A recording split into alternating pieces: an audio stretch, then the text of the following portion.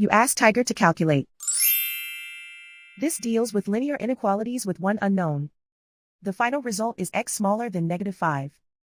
Let's solve it step by step. Group all constants on the right side of the inequality. Add 8 to both sides.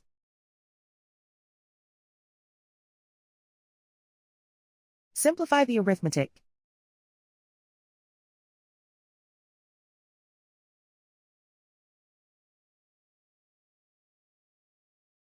Isolate the x.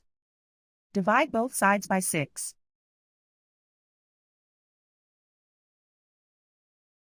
Simplify the fraction.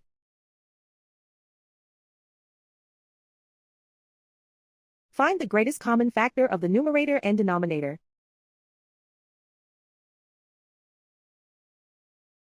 Factor out and cancel the greatest common factor.